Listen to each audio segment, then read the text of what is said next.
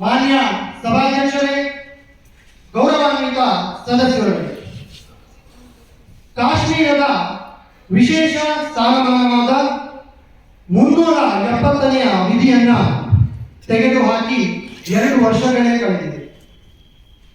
ಈ ಅವಧಿಯಲ್ಲಿ ಅಲ್ಲಿ ಆಗಿರುವ ಸುರಕ್ಷತಾ ಬದಲಾವಣೆಗಳು, ಸುರಕ್ಷತೆ ಬಗ್ಗೆ ನಾವು ಘನ ಸರ್ಕಾರವನ್ನ ಅಭಿನಂದಿಸುತ್ತೇವೆ ಮತ್ತು ಶ್ಲಾಘಿಸುತ್ತೇವೆ.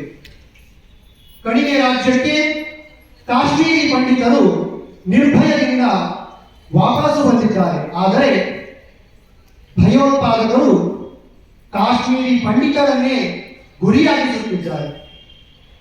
ಕಾಶ್ಮೀರಿ ಪಂಡಿತರು ನರಕ ಯಾತನೆಯನ್ನ ಅನುಭವಿಸುತ್ತಿದ್ದಾರೆ.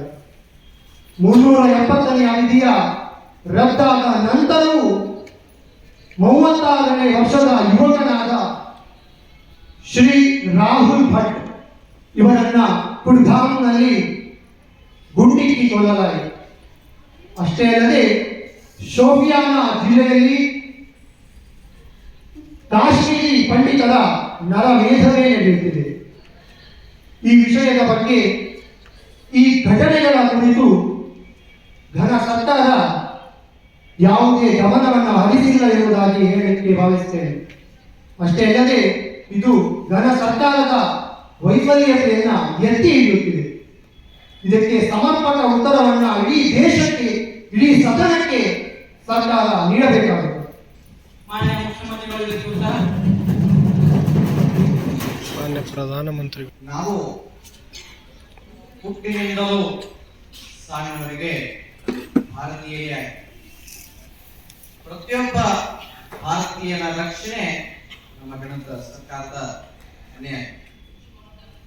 ಮಾನ್ಯ ವಿರೋಧ ಪಕ್ಷದ ನಾಯಕರು ತಿಳಿಸಿದ ಹಾಗೆ ಸಹೋದರ ರಾಹುಲ್ನನ್ನ ಕಳೆದುಕೊಂಡ ಸಂಗತಿ ಅತ್ಯಂತ ದುಃಖಮಯ.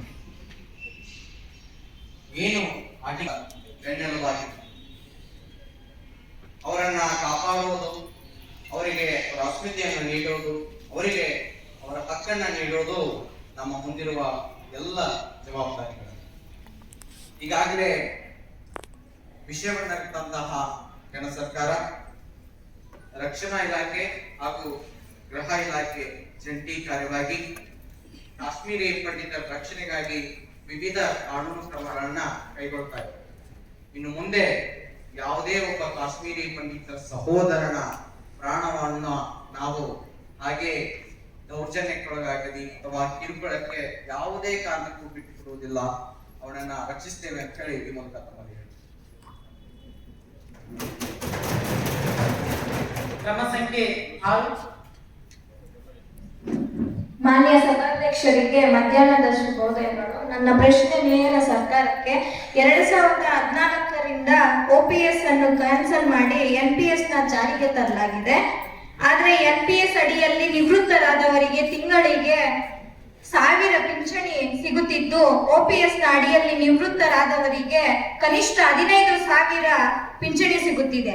NPS ಮಾರುಕಟ್ಟೆ ಆಧಾರಿತವಾಗಿದ್ದು, ಈಗಾಗಲೇ ಪಶ್ಚಿಮ ಬಂಗಾಳ, ರಾಜಸ್ಥಾನ್, ಛತ್ತೀಸ್ಗಢ, ಪಂಜಾಬ್ ರಾಜ್ಯಗಳಲ್ಲಿ OPS ಅನ್ನು ಮರುಸ್ಥಾಪಿಸಲಾಗಿದೆ. ಆದ್ದರಿಂದ ಅನಿಶ್ಚಿತವಾದ ಈ NPS ಅನ್ನು ತೊಲಗಿಸಿ OPS ನ ಜಾರಿಗೊಳಿಸಲು ನಿಮ್ಮ ಸರ್ಕಾರ ಕೈಗೊಂಡಿರುವ ಕ್ರಮಗಳೇನು? ಮತ್ತೆ ನೀವು one nation one tax, one nation one law ಅಂತೀರಲ್ವಾ, ಇದಕ್ಕೆ ಯಾಕೆ ನಿಮ್ದು ಇಲ್ಲ ಅಂತ ಸರ್ಕಾರಕ್ಕೆ ಪ್ರಶ್ನೆಯನ್ನ ನೀಡುತ್ತಾರೆ.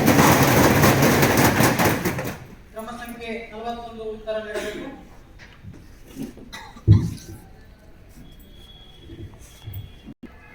NPS ಸಮಸ್ಯೆ ಕುರಿತಂತೆ ಈಗಾಗಲೇ ಸರ್ಕಾರಕ್ಕೆ ವಿಷಯ ಬಂದುಬಿಟ್ಟಿದೆ.